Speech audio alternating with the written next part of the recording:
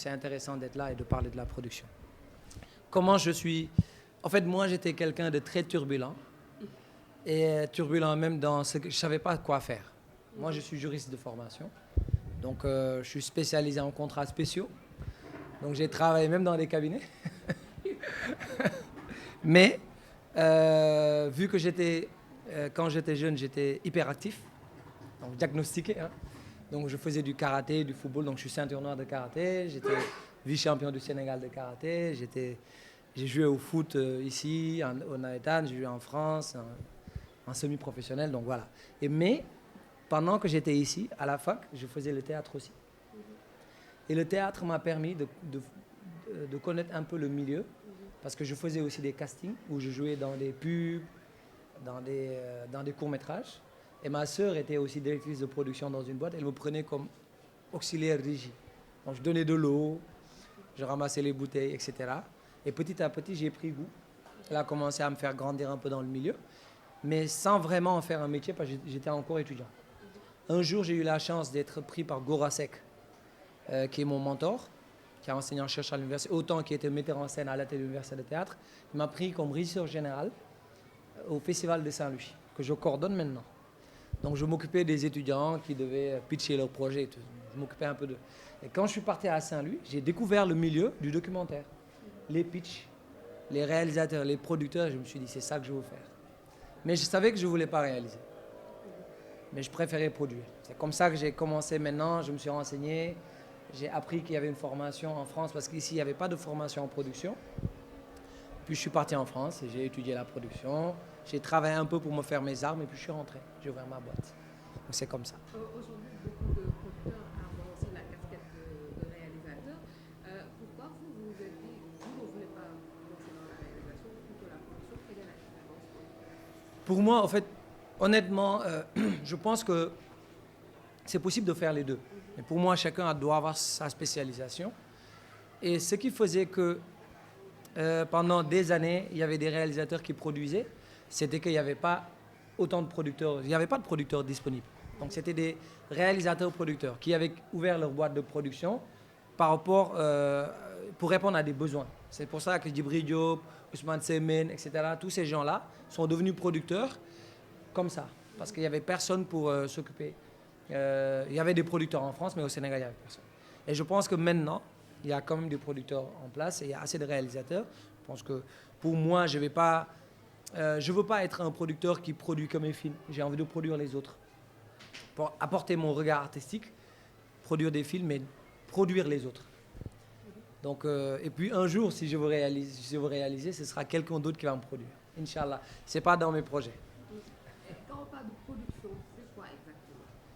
Production, c'est comme, pour moi, je donne l'exemple, c'est comme produire des légumes en fait. Tu prends des graines, il faut les semer, il faut que, à la fin choisir la bonne graine, choisir la bonne terre, semer et avoir de bons fruits à la fin. Et donc tout ce processus-là d'accompagnement, d'arrosage, de prise en main, quoi, tout ça c'est la production. C'est pareil pour les films, c'est un projet, une idée de quelqu'un que tu prends en signant un contrat et tu développes avec lui, tu cherches les financements, tu recrutes l'équipe, et tu fais une stratégie, tu fais le film, tu fais vivre le film pour que ça sorte, que ça soit vu et qu'il faut que ça soit rentable aussi.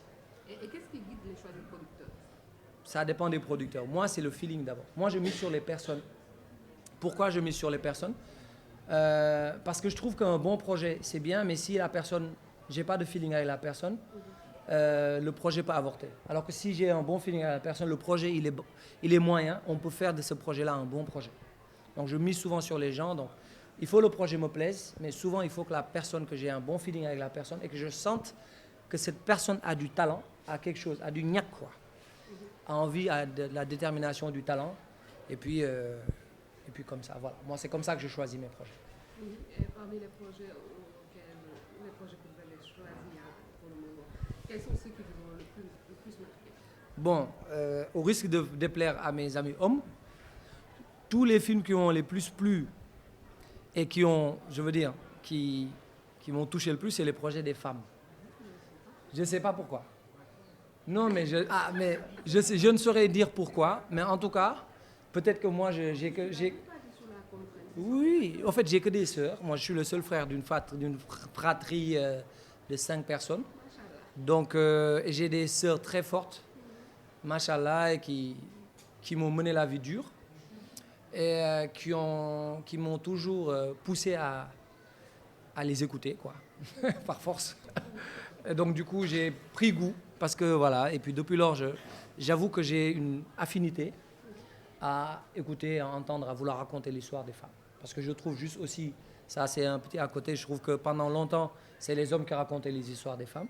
Et que maintenant, les femmes racontent leurs propres histoires et il est temps d'avoir une nouvelle vision et un nouveau regard, quoi.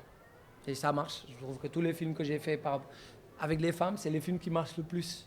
Donc du coup, il y a aussi un intérêt aussi financier pour moi parce que ça marche. Donc voilà. Et quels sont les défis auxquels vous êtes confrontés dans le cadre de la production, surtout au niveau africain? Les défis, il y a beaucoup de défis. Je vous en citerai quelques-uns. Déjà, le problème de financement, c'est un premier défi. Deuxièmement, problème de personnel. Par exemple, je donne l'exemple de scénaristes. Il n'y en a pas beaucoup. Il y en a. Mais je veux dire des scénaristes qui peuvent écrire vraiment des films d'auteur ou même des films commerciaux. Hein. Il y en a, mais on les compte. Il n'y en a pas vraiment beaucoup qui ont vraiment l'expérience. Et pourquoi? Ce n'est pas parce qu'ils n'ont pas de métier. Hein. C'est parce que aussi, on est un jeune pays. Moi, je tiens à le préciser. Notre pays est né en 1960. Donc, c'est un jeune pays où beaucoup de choses sont en train d'être installées. Il y a beaucoup de métiers qui commencent à prendre de la place. Et il y a beaucoup de métiers aussi qui n'ont pas encore de valorisation. Par exemple, avant, les gens qui savent écrire une belle plume, pour eux, scénariste, ce n'est pas un métier. Ils vont aller faire peut-être écrivain ou autre chose, mais scénariste, pour eux, ce n'est pas un métier. Les gens qui veulent faire scénariste, c'est des gens qui n'ont pas vraiment, qui ne savent pas écrire vraiment, qui ont des bonnes idées, hein, mais qui ne savent pas écrire. Donc, il y a un problème de formation. Je ne dis pas que tout le monde est comme ça. Mais moi, par exemple, quand je dois choisir un scénariste, j'ai des problèmes. J'ai très peu de choix. Souvent, tu fais appel à des scénaristes qui ne sont pas sénégalais. Ou bien qui sont sénégalais, mais d'origine.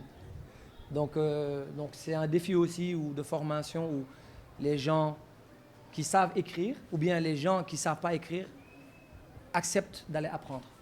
Avoir cette modestie-là, parce que moi, des fois, je rencontre des scénaristes qui ont beaucoup de talent, à qui je discute, je leur dis, je pense qu'il vous manque un peu de formation, ils se vexent. Moi, j'ai fait ça. J'ai dit pardon. Parce que c'est le tout sénégalais, quand tu fais des petites remarques comme ça, au lieu d'être constructif, c'est un peu dans la défensive. Et au-delà de ça, c'est l'aliénation. Quand je dis l'aliénation, c'est tout ce qu'on nous a appris. Moi, j'ai été formaté dans la production en France. Ils ont un regard, une façon de faire. Et même le marché auquel nous prétendons aller, etc., ils ont un regard. Les films, par exemple, qu'on fait, les films d'auteur majoritairement qu'on fait, quand tu les mets au Sénégal, les gens n'aiment pas. Parce que ce n'est pas dédié aux Sénégalais, c'est pour les Européens. Et qu'est-ce qui a fait ça? C'est qu'à un moment donné, il n'y avait plus de salles de cinéma. Et donc, du coup, on faisait des films pour qu'ils soient vus ailleurs. Donc, ce n'était pas pour les Sénégalais. Maintenant, on a des salles de cinéma. On continue à faire des films pour les Européens, etc. Et donc, les Sénégalais, quand ils vont voir, moi, je me rappelle, j'ai mis un film. Ma mère a regardé, et mes parents ont regardé le film, ils m'ont dit « Ah, les images sont magnifiques ». Honnêtement, on n'a rien compris. Et c'est vrai, même moi, j'ai rien compris. C'est-à-dire, l'auteur était dans son délire. Moi, j'adore faire de l'art pour l'art. Mais des fois aussi, il faut faire aussi du cinéma pour tout le monde aussi. Donc, il y a beaucoup de ces genres de défis-là. Et aussi, cette task force qu'on doit être aussi en Afrique, en coproduction. Ça aussi, c'est un défi qu'on doit avoir. Parce que souvent, quand on doit produire un film qui coûte 1 million d'euros, souvent, on est obligé d'aller en France pour chercher l'argent parce qu'en Afrique, bon, moi, heureusement, on parlera peut-être de ça, j'arrive à monter maintenant des gros budgets, mais beaucoup de mes amis, etc., ils n'y arrivent pas encore. Et puis, donc, on est obligé de passer par les Français, les Belges, les Canadiens. Et eux, l'argent qu'ils nous donnent, c'est du poison. La France, quand ils te donnent 100 000 francs, tu dois mettre 200 000 francs en France. tu dois faire 200% de dépenses. Est-ce que tu comprends le truc? Il te donne 100 000 francs et te dit oui, c'est pour ton film. Donc tu utilises mes 200 000. Donc toi, tu prends un autre 100 000, tu mets là-bas. Donc ça veut dire que tu dois dépenser de l'argent en France, finalement, qui n'est pas dépensé au Sénégal, ou etc. Donc, mais tu es obligé de faire ça. Parce que tu n'as pas le choix. Donc voilà, on a tous ces trucs-là Mais même avec le Fopica, ça change. Le Fopica, moi je te dis, un film que je produis actuellement, le budget est de 2 millions d'euros. C'est à 1 milliard et quelques. Le Fopica, maximum, il donne 150 millions sur 2 milliards presque. C'est même pas 10%. Donc, c'est un fonds de dignité. C'est un fonds, par exemple. Après, je ne produis pas que des films de 2 milliards. Hein. Je produis des films de 50 millions, 30 millions aussi. Mais je veux juste dire, je donne l'exemple dans ce cas-là précis, où le Fopica donne 150 millions sur 1,5 milliard, c'est 10%. Ça permet, ce fonds-là permet au moins, quand tu vas aller dans d'autres fonds, qui se disent que son pays lui fait confiance et qu'il a au moins quelque chose. Mais ça ne suffit jamais. L'argent des fonds publics, ce n'est pas avec seulement cet argent-là qu'on fera un film. La coproduction, on parle de la coproduction africaine et internationale. Parlez-nous de l'expérience que tu as eue avec, je pense, Sira, la première. Oui, en fait, moi, tous les films que j'ai faits, c'est des coproductions. Banele Adama, Sira, bon, tous les films, quoi. J'en ai pas fait beaucoup, hein. J'ai fait que 10 films. Non, c'est pas beaucoup. Par rapport à ce que les gens veulent me faire porter au Sénégal. Moi, je le dis modestement, j'ai encore beaucoup de choses à apprendre. J'ai eu la chance, ces 3 dernières années, de faire des films qui ont marché, qui ont été pris dans les grands festivals, etc. Mais j'ai encore beaucoup de pas à franchir. Pour moi, un bon producteur, un grand producteur, il doit faire au minimum 25 films. Parce que ça montre que là, il y a le métier, tu as rencontré toutes sortes de difficultés, etc. Tu as tout expérimenté, quoi. Moi, pour l'instant, j'en ai fait 10. J'ai fait 5 longs métrages, 3 documentaires, 2 courts métrages. Non, 12, 4 courts métrages. Il y a 2 qui sont finis. Donc, ma ligne éditoriale reste encore à truc. Mais donc, les coproductions que j'ai faites, je peux en citer qui sont plus connues. Je peux citer Banele Adama, qui est une coproduction entre le Sénégal, le Mali, la France, oui. Aussi Sira, qui est une coproduction entre le Sénégal, le Burkina, la France et l'Allemagne. Voyage de Thalia, Sénégal, Belgique. Bon, après, les autres... Hein? Tirailleurs, oui, Tirailleurs, c'est France et Sénégal.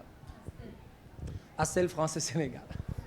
Donc, les documentaires aussi. Parce que comment ça s'est passé? Quand j'ai commencé la production, surtout en documentaire, il y avait que l'OIF qui finançait les films, que je connaissais moi. Et l'OIF, c'était donc tous les producteurs africains allaient là-bas. Moi, j'étais tout petit, donc jamais j'avais l'OIF. Et à part ça, il n'y avait rien. Donc, j'étais obligé de trouver des coproducteurs en France. Et ce que ça me mettait dans une position de producteur exécutif, parce que finalement, tu n'apportes rien. Certainement, j'accompagnais le projet dans l'écriture, donc ça se valorise un peu. Donc, c'était un apport un peu artistique, mais je n'apportais pas d'argent. Donc, c'est la France, je me retournais vers la France, je trouvais des coproducteurs en France, eux qui avaient le CNC, etc., qui arrivaient avec 80 000, 50 000 euros, et qui te disent, fais-moi un budget, ils t'envoient l'argent, tu tournes, tu te payes un peu d'argent, et puis c'est fini, tu ne vois plus l'argent. Donc, en fait, c'est comme ça que ça se passait, pas que pour moi, hein, pour presque tous les producteurs, sauf ceux qui arrivaient à avoir l'OIF. Donc, tu étais obligé, c'était des coproductions de nécessité. Maintenant, les donnes ont changé, parce que le Fopica est arrivé. Moi, ça m'a permis de me structurer, de faire des films où je pouvais me payer, parce que si tu ne te payes pas, tu ne peux pas... Moi, à un moment donné, je voulais arrêter, hein. Je faisais des films, et là, j'en ai vu ton film, et j'avais rien. Je ne voyais pas comment commercialiser les trucs, j'avais rien, quoi. Et moi, j'en ai marre de la postérité, je veux dire... moi, quand je vais être très connu, je vais être très riche aussi. Après, j'aimerais être comme Père Abdoulaye Diallo, donner aussi pour la postérité une maison que je vais mettre mes films là-bas. Mais pour ça, faut que je gagne un peu d'argent. Mais c'est vrai. Mais maintenant, avec le FOPICA, qui a quand même réussi à mettre en place des accords de coproduction, des conventions de coproduction avec le Burkina, la Côte d'Ivoire, avec des pays africains, le Maroc, l'Algérie.